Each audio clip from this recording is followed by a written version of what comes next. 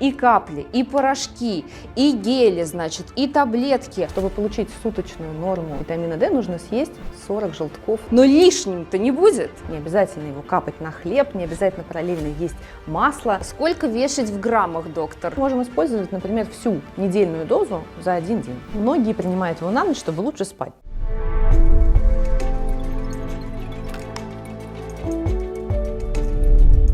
Друзья, добрый день! Вы смотрите программу «На здоровье». Меня зовут Елена Войцеховская, я медицинский журналист. И как всегда, по понедельникам мы, как свежие пирожочки, предоставляем вам новые выпуски нашей программы. И сегодня вместе с врачом-эндокринологом мы расскажем о 3 самых важных витаминах для каждого человека. Особенно, если сейчас осенью или ближе к зиме вы начинаете больше заболевать, или у вас, например, вылезает герпес, как у меня. Если вы чувствуете себя вот каким-то простуженным человеком, обратите внимание на этот выпуск, потому что сегодня в гостях у нас врач-эндокринолог, кандидат медицинских наук Светлана Мирная. Доктор, здравствуйте. Здравствуйте, Елена. Спасибо большое, что пришли.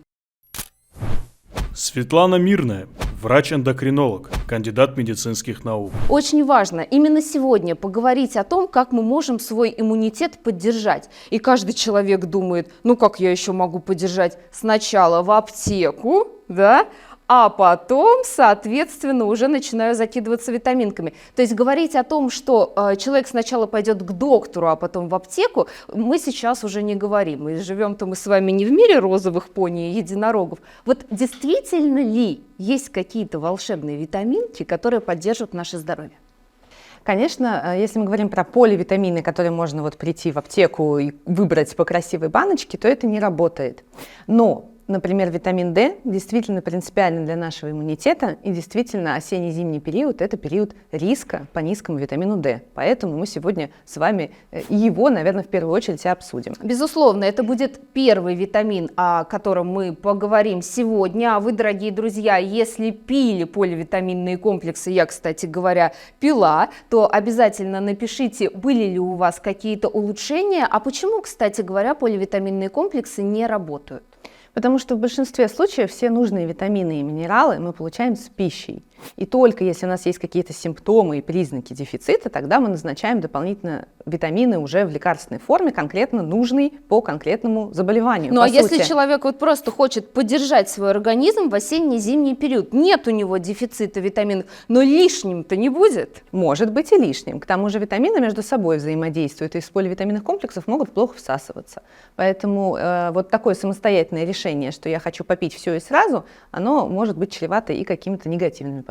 Но сегодня мы говорим именно о тех витаминах, которые действительно, да, возможно, принесут пользу. Да. Хорошо, поехали. Значит, первый и самый важный витамин, о котором мы будем говорить сегодня, это витамин или гормон D. Да. И многие врачи говорят как? Вы идите сначала кровь сдайте, а потом будете назначать себе витамин D. Так зачем сдавать кровь, если мы, как бы жители Российской Федерации, все находимся в дефиците?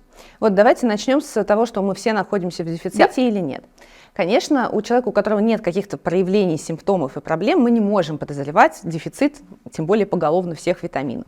Но действительно вся территория Российской Федерации практически находится географически в той зоне, где в период с октября по март витамин D кожа не вырабатывает. То есть даже сейчас, вот сегодня солнечный день, но уже угол падения солнечных лучей такой, что витамин D мы не вырабатываем. Соответственно, да, в летний период мы можем на это как-то надеяться, особенно у детишек, у которых лучше вырабатывается витамин D, с возрастом уже это страдает. Поэтому если мы говорим про профилактический прием чего бы то ни было, то у нас на самом деле остается только витамин D, который мы рекомендуем в профилактической дозе круглый год и детям, и часто взрослым.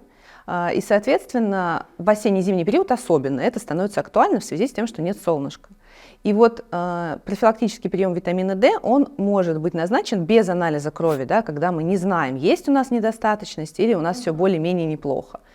По моему опыту, да, у меня стаж 17 лет, за эти годы я видела от силы человек 10 с нормальным уровнем витамина D, то есть если человек не принимает препараты, то вот это прям единичные случаи. Если человек пошел и сдал кровь, анализ достаточно дорогой, действительно мы его не будем рекомендовать всем подряд, но недостаточность витамина D мы видим крайне часто. О каких профилактических дозах мы говорим сегодня? Для взрослого человека это где-то 1500-2000 международных единиц в день. Угу.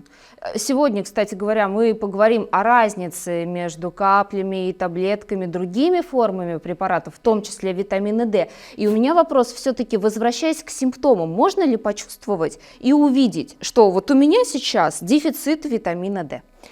Симптомы дефицита витамина D, они очень неспецифические, поэтому мы не всегда это можем вот определить однозначно, что это он.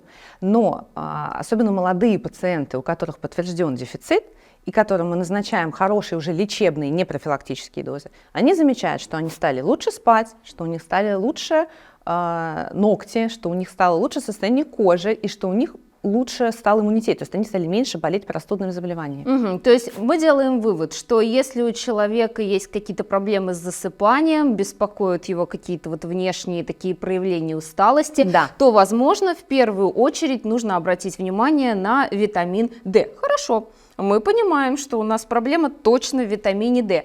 Дальше мы приходим в аптеку или заходим на Marketplace и видим и капли, и порошки, и гели, значит, и таблетки. А потом оказывается, что в таблетках есть еще какие-то концентрации. Есть ли одна форма вот для тех людей, которые заняты, им просто сказали: так, иди и капли покупай, например? Нет, мы так не можем сказать, потому что для каждого человека есть более удобный вариант и менее удобный вариант. Есть пациенты, которые капли любят, и вот это вот отсчитывание. А есть те, кому удобнее принять капсулу, например, раз в неделю, и это тоже совершенно спокойно мы можем рекомендовать. Но на чем я всегда делаю акцент? Есть лекарственные формы, а есть биологически активные добавки. Любые биологически активные добавки не обещают точной дозировки, и нет такого контроля качества за ними, как за лекарственными средствами. Поэтому витамин D желательно выбирать в виде лекарственных средств. Они тоже есть в каплях, в таблетках и в капсулах. То есть выбор большой. Сейчас у нас есть от 500 международных единиц, и детские дозы даже меньше, до 50 тысяч международных единиц в одной таблетке. Давайте тогда так, как лекарственное средство отличить от БАДа? На нем прямо написано, либо это инструкция к лекарственному препарату, да, если мы откроем инструкцию, либо на нем написано биологически активная добавка к пище, да, вот так они и называют. Угу, понятно. То есть мы ориентируемся по своим привычкам, да, если мне нравится капать капельки, то капельки, если таблеточка, то таблетка. Хорошо, дальше выбрали лекарственный препарат, как определиться с единицами? Там написано, сколько в одной таблетке или в одной капле содержится. Обычно в одной капле 500 международных единиц, в таблетке есть до 4000 и, соответственно, 5000, 10 тысяч капсул и 50 тысяч в одной таблетке. То есть разные варианты, но 50 тысяч это уже лечебная доза, это должен назначать врач, а для профилактики мы обычно используем вот варианты, там, 2000, каплями любую дозу можно набрать, или 10 тысяч. Витамин D, он у нас склонен, он запасается. Да, мы даем тот витамин D, он у нас формирует запас. А дальше уже организм его переводит в активную форму по необходимости. Поэтому витамин D можно принимать не каждый день, да, потому что наша задача создать вот этот запас. Поэтому мы можем использовать, например, всю недельную дозу за один день. Для кого-то так удобнее. Я тоже, да, часто скажу, если у пациента есть дети, то у них наверняка дома есть витамин D в каплях, которые они дают детям. Я говорю: отлично, вы же вот ребенку капаете, накапаете себе тоже, там, чуть больше. Можно пользоваться теми же вариантами. Кстати говоря, вот о детях, у них есть такие удобные формы в виде мармеладок, я видела, в витаминчике D. Мне кажется, это очень прикольно. Такой раз чаем закинулся мармеладкой. Может ли взрослый человек использовать детские препараты? И будет ли от этого польза? Он может использовать детские препараты, но мармеладки – это как раз биологически активная добавка, и в них обычно небольшая детская доза. Это нужно очень много их съесть взрослому человеку, чтобы получить свою профилактическую дозу. А с точки зрения детей это может быть опасно, если ребенок бесконтрольно решит, да, что это конфетки, до них доберется и съест их тоже больше, чем одну или сколько там положено по инструкции. Хорошо, Светлана, есть ли какие-то обязательные условия приема? Например, витамин D мы принимаем только с утра, строго натощак, или, допустим, только с едой и после обеда, или здесь тоже не имеет значения? Вот для витамина D это не имеет значения. Еще раз повторюсь, мы создаем запас, поэтому действует он длительно, и, соответственно, можно принимать его в любое время время дня, и современные формы, они предназначены для приема в любое время, независимо от приема пищи. То есть, когда вспомнили, тогда и приняли, просто с небольшим количеством воды. Не обязательно его капать на хлеб, не обязательно параллельно есть масло и что-то такое из древних мифов. Ну, это не то, что мифы, но просто раньше формы выпуска были другие, необходимо было именно, это жирорастворимый витамин, поэтому вот есть некая установка, что обязательно надо какой-то хлеб намазать маслом, чтобы витамин D усвоился. Нет, конечно, сейчас современные формы, они позволяют усвоить его без вообще приема пищи. У детей есть рекомендация, что витамин D лучше принимать утром. Я взрослый эндокринолог, но я знаю, да, у меня самой дети, и в целом часто пациенты это спрашивают. Считается, что на детей он может действовать немножко активизирующе, поэтому им на ночь его не дают. Но у взрослых мы таких эффектов уже не ждем, поэтому можно в любое принять. Слушайте, какой удобный витамин. На самом деле, как долго нужно принимать витамин D, чтобы увидеть и почувствовать вот этот вот эффект, о котором вы уже говорили? Если мы говорим все-таки про прием профилактических доз, да, без обследований, просто вот мы захотели, то его нужно просто принимать круглый год. И тогда мы не почувствуем симптомов дефицита, он у нас не разовьется, да, так скажем. Если же мы говорим про лечебные дозы, то обычный эффект мы видим через неделю-две, что также связано с тем, что витамин D накапливается. Нужно время организму перевести его в активную форму. Не люблю упоминать в суе биохакеров, но прямо сейчас это сделаю, потому что они нам как-то сказали, что если вот тебе нужно взбодрить прям свой иммунитет, да, то закинься витаминчиком D, там прям хорошую месячную дозу за раз выпей, и все у тебя будет хорошо. Как эндокринологи, клинические, практические, те, которые реальных людей видят, вот, на это смотрят.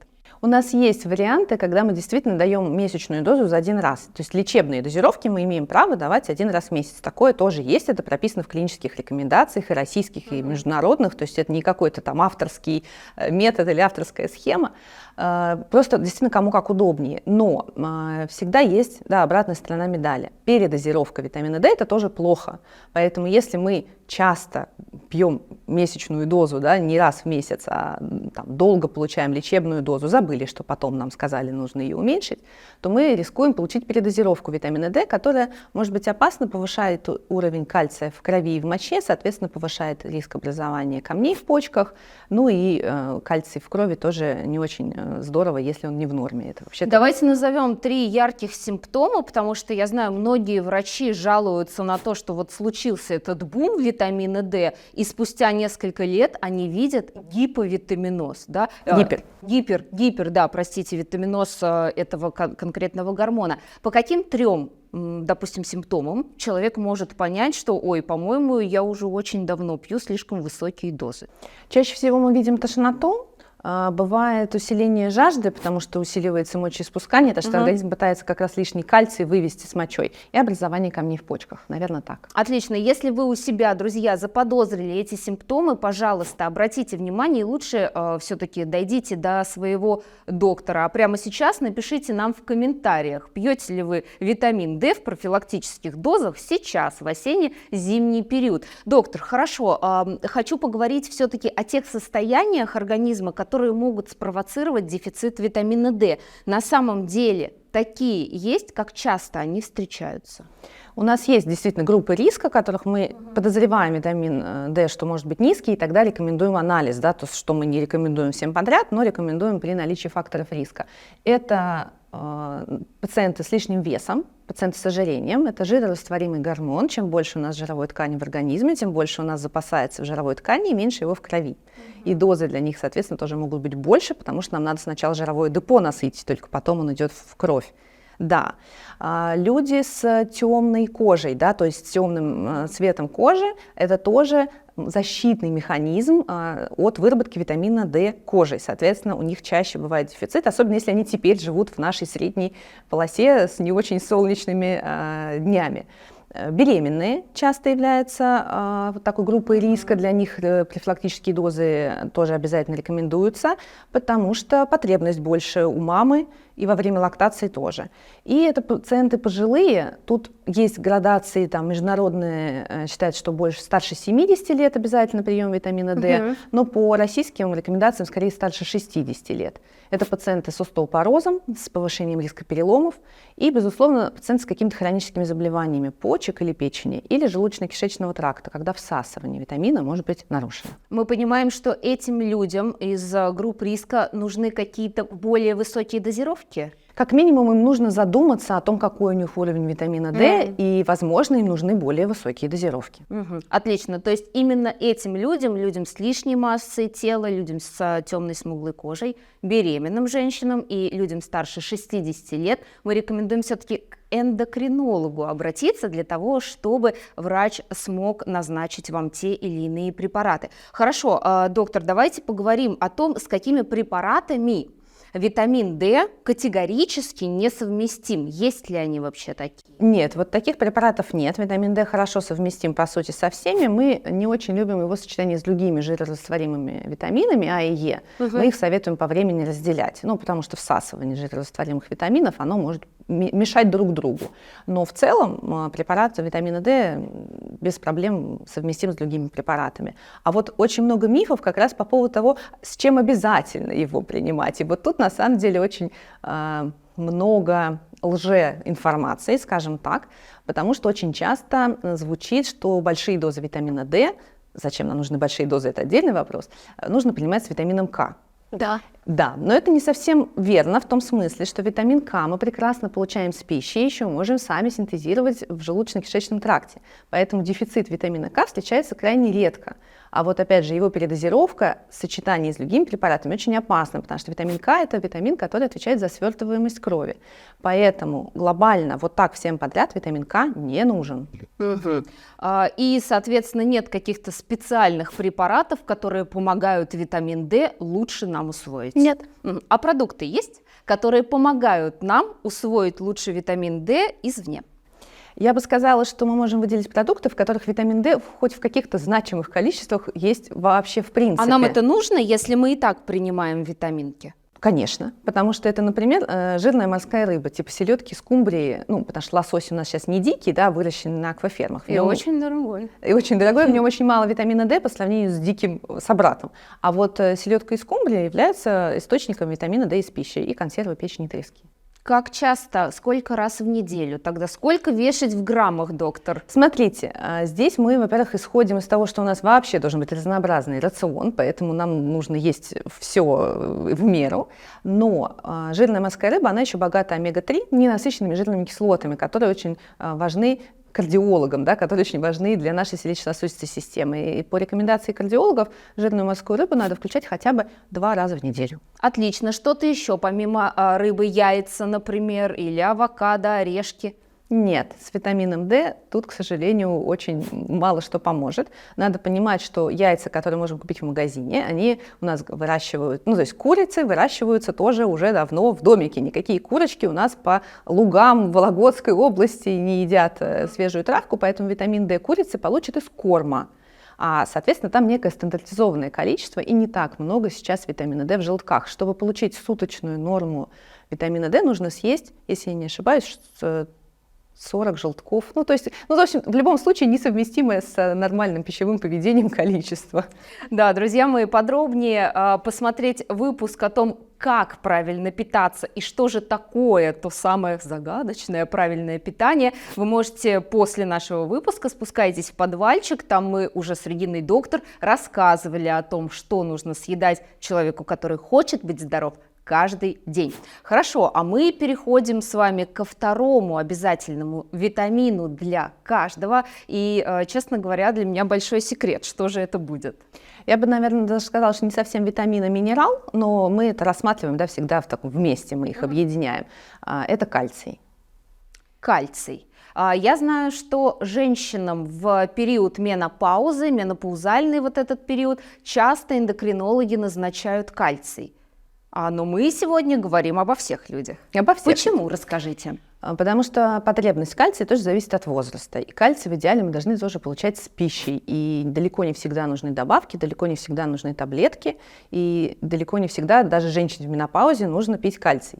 есть вот такая установка, что, ой, мне менопауза, мне для костей нужно попить кальций. Нет, вот лучше витамин D как раз пропить, и тогда кальций из пищи усвоится в достаточном количестве. Я как раз специализируюсь на нарушениях кальциевого обмена, поэтому эту тему очень люблю, изучала с разных сторон. И есть и на английском, и на русском калькуляторы кальция в пище. То есть можно посчитать, сколько кальция за день вы потребляете. То есть можно ввести, сколько там условно яиц, творога, какой-то зелени, ну и вообще других продуктов вы в среднем в день съедаете, и посмотреть, набираете ли вы свою норму кальция. В среднем для взрослого человека это 1000 мг в сутки, такая потребность.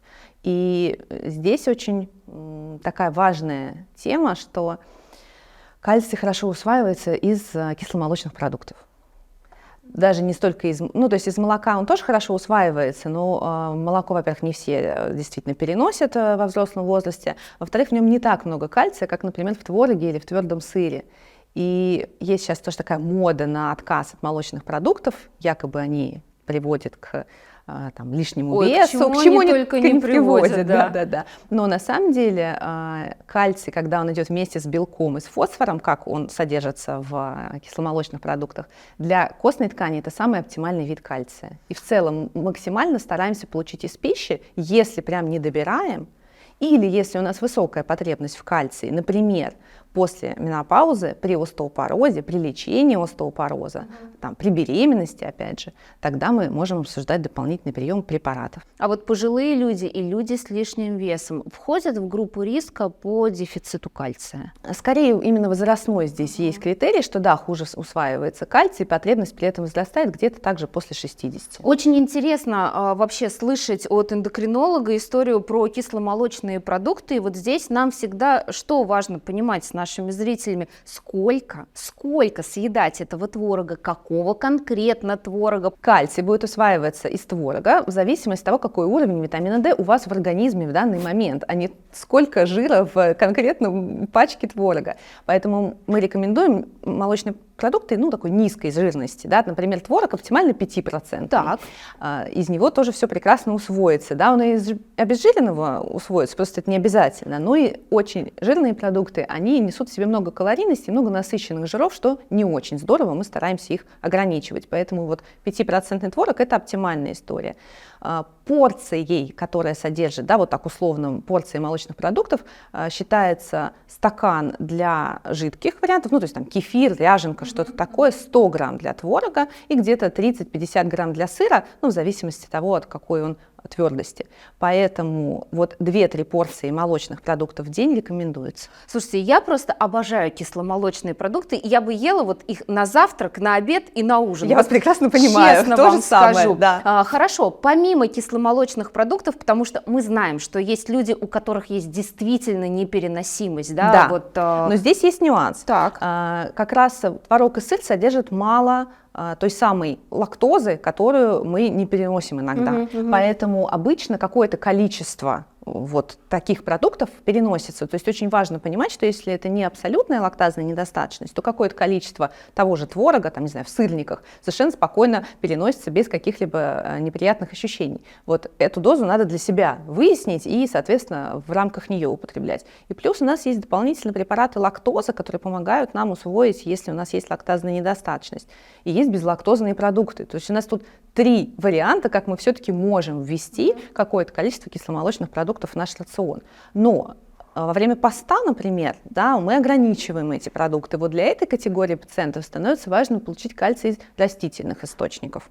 Это, например, кунжут, но тут тоже есть нюанс. Кунжут – это же маленькое семечко в очень твердой оболочке. Если мы его просто целиком съедаем, то оно у нас также практически не всасывается целиком и выходит. А если мы его раздробили там, блендером, в ступке, сделали из него какую-то кунжутную пасту, вот тогда у нас кальций из нее прекрасно всосется. Например, в хумусе очень часто у нас нут и тхина, кунжутная паста. Вот это тоже получается как некий дополнительный источник кальция.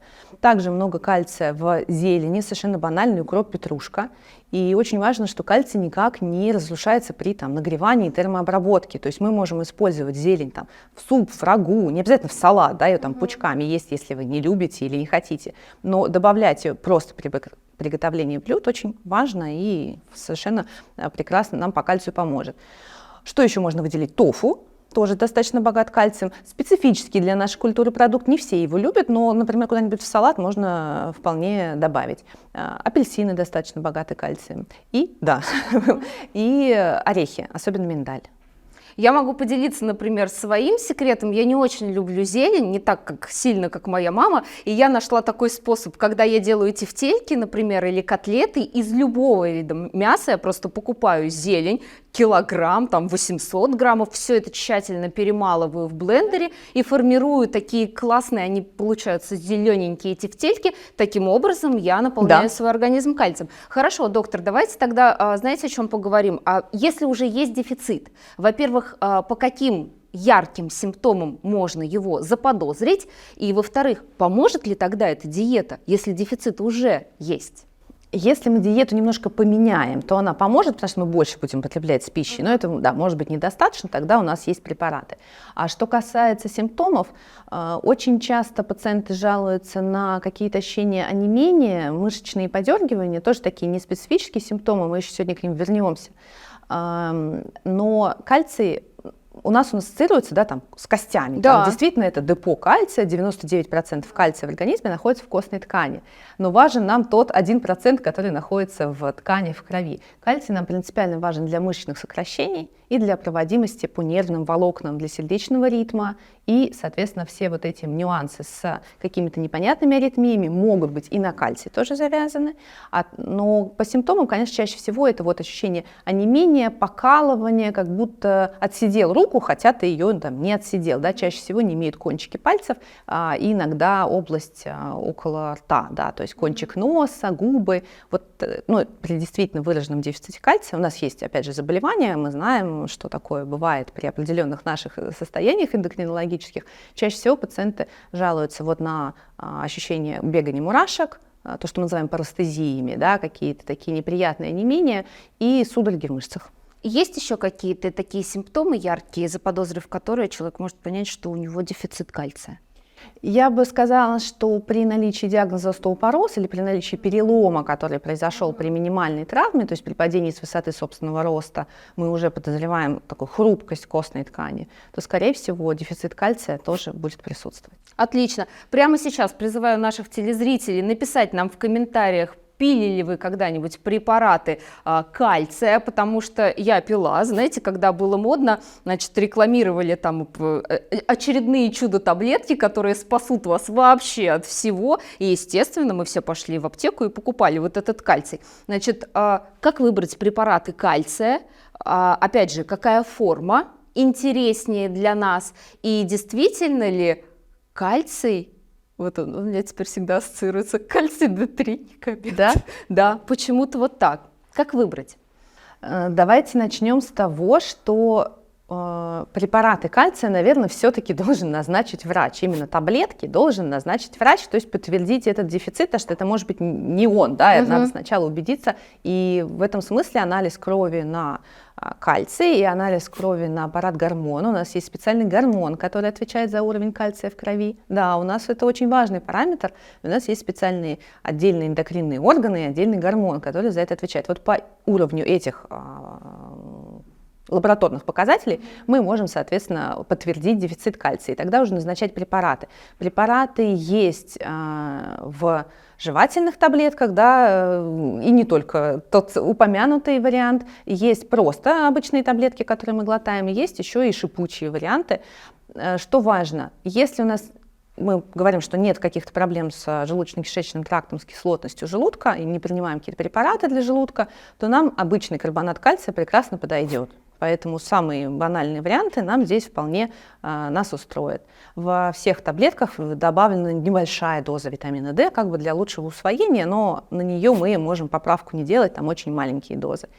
Соответственно, если у нас есть проблемы с кислотностью желудка, атрофический гастрит или пациент принимает препараты, которые снижают кислотность желудка, то мы назначаем цитрат кальция, например, потому что он лучше всасывается независимо от кислотности. Опять же, в пожилом возрасте мы часто видим атрофические изменения, иногда добавляем цитрат кальция, поскольку он будет лучше всасываться. Как долго можно принимать препараты кальция и быть уверенным в том, что вот такого, как с витамином D, у меня точно не будет?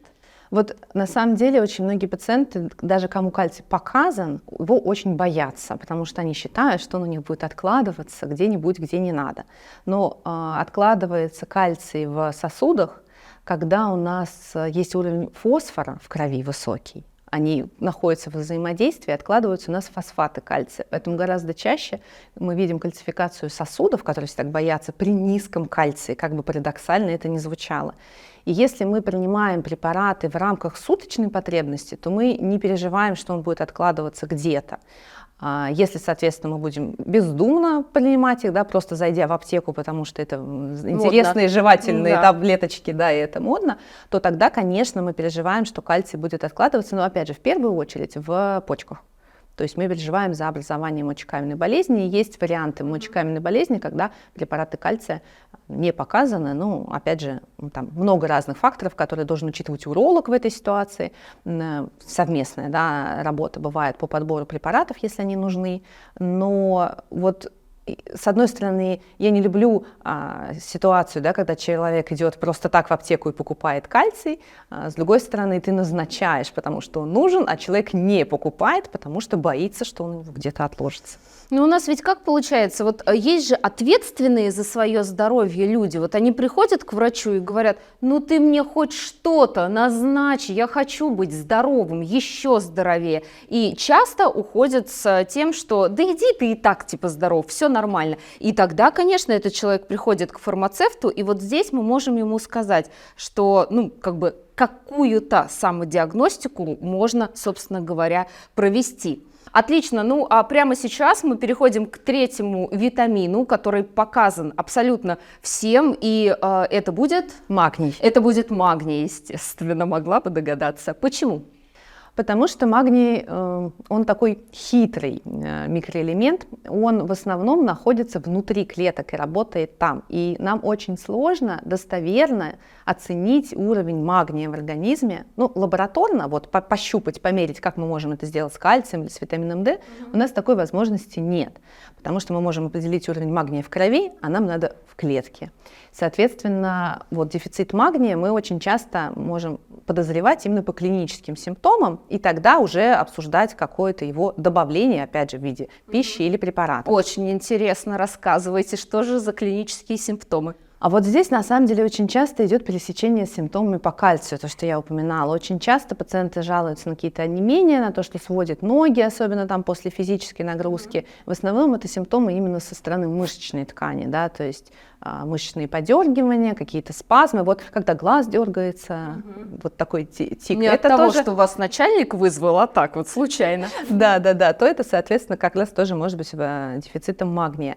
Очень часто, если мы подозреваем, что может быть дефицит магния, мы назначаем препараты и смотрим, есть ли эффект, то есть стало ли лучше с точки зрения вот судорог, например, ночных в ногах.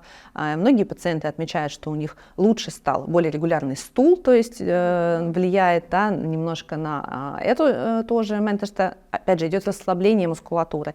И часто пациенты отмечают, что тоже стали лучше спать, да, то есть многие принимают магний, потому что они от него лучше спят, это такой вот второй его, ну, то есть не только там в костной ткани нужен, да, или в той же нервно-мышечной проводимости, но некоторые пациенты принимают магний, потому что они от него лучше спят. О дозировках сейчас поговорим с вами, доктор, а я пока вам скажу, что если вы использовали уже абсолютно все советы, которые давал вам Роман Бузунов, врач-сомнолог, в одном из наших предыдущих выпусков, ссылку на который вы можете найти в подвальчике в описании к этому видео, то, пожалуйста, обратите внимание на магний. И сейчас давайте о дозировках. Доктор, для каждого они свои или есть какие-то определенные группы людей? Обычно мы назначаем, если магний, то мы говорим про 300-400 мг в день.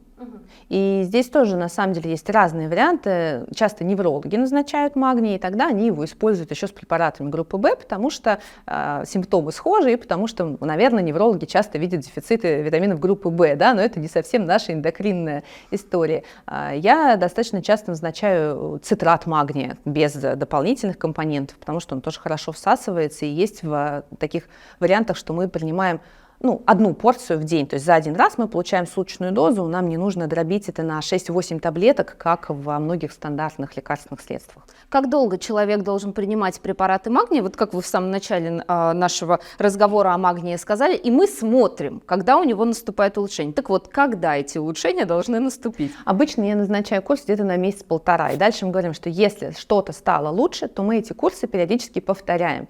Если мы понимаем, что лучше не стало ничего, то тогда мы, значит, в нем не нуждаемся, значит, мы его достаточно получаем с пищей, и мы его уже не принимаем в таблетках. Какая форма все-таки препарата, если мы говорим о лекарственном препарате, я так понимаю, что мы говорим о лекарственном препарате, а не о БАДе. Я надеюсь, что вы тоже запомнили, да, что когда мы разговариваем с врачами, о БАДах мы в принципе не говорим. Какая форма этого препарата? Потому что вот относительно магния есть и порошочки, которые засыпаются с каким-то сладеньким вкусом, и таблеточки жевательные, и чего только нет уже, по-моему. То же самое мы смотрим на соль магния, например, из ротата магния он хорошо всасывается, это обычно таблетированные варианты. Цитрат магния обычно в порошке. То есть это, опять же, кому что удобнее и по дозировке, да, то есть есть пациенты, которые легко готовы принимать по 3 таблетки 2 раза в день, да, есть тем, кому важно за один раз получить эту дозу и не задумываться, да, о это такое режиме. Уже как бы личное удобство, Да, получается, да. человека. А время суток и имеет значение? Глобально нет, но многие принимают его на ночь, чтобы лучше спать. Да, пожалуйста, мы не возражаем.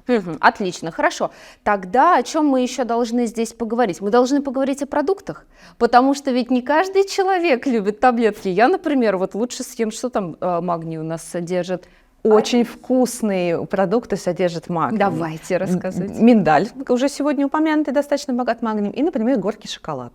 Мне кажется, прекрасно. Горький шоколад с миндалем – прекрасный вариант добавки магния. Да. На самом деле темно-зеленые листовые овощи – это шпинат, мангольд, вот такие продукты. И достаточно много магния в цельнозерновых продуктах, на которые мы тоже просим, как эндокринологи, делать акцент в правильном питании. Термическая обработка как-то влияет на этот макроэлемент? Незначимо. Абсолютно. Хорошо, давайте о дозировке поговорим. Сколько вешать в граммах? Если мы рассказываем о таких правильных цельнозерновых продуктах, как булгур, например, гречка хорошая. Да, также киноа, овсянка, которая не обработана очень сильно и варится долго, да, по инструкции. На самом деле много цельнозерновых продуктов, мы просто про них часто забываем. Смотрите, цельнозерновые продукты у нас относятся к группе сложных углеводов, которых в нашем рационе должно быть где-то 50% от суточной калорийности. Такие исследования, да, даны, что вот сложные углеводы, самая большая продолжительность жизни у тех, кто сложных углеводов ест на 50% от суточной калорийности. То есть, по сути, каждый основной прием пищи должен содержать какой-то элемент, которым будет, опять же, богат магнием. Это может быть и хлеб с цельнозерновой мукой, и хлебцы какие-то, макароны из цельнозерновых сортов. Поэтому, на самом деле, выбор большой. Как определить, на самом деле, хороший у вас цельнозерновой продукт или нет? У меня есть, например, своя черта. Все, что варится дольше 15 минут, это наш с вами выбор. Хорошо, доктор, вы разрешили темный шоколад с миндалем. Так вот, сколько съесть этого шоколада в день, чтобы получить необходимый этот макроэлемент магний? Так как мы это все равно будем относить к десерту, то конечно. мы будем говорить про какое-то небольшое количество, там, несколько долечек, которые позволят нам удовлетворить наши вкусовые потребности в сладком вкусе и, соответственно, содержать некую дозу. Здесь я бы не рекомендовала зацикливаться на конкретных порциях. Здесь, опять же, важна сбалансированность рациона и то, что у нас в целом есть продукты такие, такие и такие каждый день. Мы поняли, что витамин D, кальций и магний – это те 3 необходимых, витаминами, раз уж мы их называем, да, то пусть будут витаминами, необходимых витамина для каждого из нас. Но сейчас мы программу записываем в такой осенне-зимний период, когда люди болеют, они хотят принимать что-то еще, цинк, витамин С и так далее. Есть ли что-то еще? Это для самых отважных, кто досмотрел выпуск до конца. Есть ли что-то еще такое суперсекретное, что принимают только врачи и больше никому об этом не говорят, чтобы не болеть осенью? Крепкий сон не меньше 8 часов. Да, к сожалению, ни про цинк, ни про витамин С, именно в дополнительных, да, в добавках, не доказан эффект по влиянию на иммунитет. Мы это тоже все получаем с пищей, да, тот же апельсин, тоже, там, не знаю, болгарский перец или что-то, цельнозерновые продукты, рыба, они будут содержать необходимое количество вот этих микроэлементов. А вот в целом для иммунитета, на самом деле, и особенно в осенне-зимний период, когда у нас световой день сокращается, очень важно нормализовать сон. Для тех, кто очень сильно беспокоится о своем иммунитете, Андрей Петрович Продеус в этой студии уже рассказывал о 5 самых важных составляющих здоровья для каждого человека, для того, чтобы у нас с вами был крепкий иммунитет. Если еще не смотрели, переходите по ссылке и оставляйте свои вопросы, безусловно, в этих комментариях. Доктор, я просто хочу поблагодарить за такой объем информации, да, вот за несколько минут вы просто дали мне огромный, здесь практически очень понятный медицинский справочник. Спасибо вам большое, и я просто хочу вам сказать, будьте здоровы, пожалуйста, чтобы вы чаще приходили. Спасибо большое за приглашение, рада буду ответить на все вопросы. Всего доброго.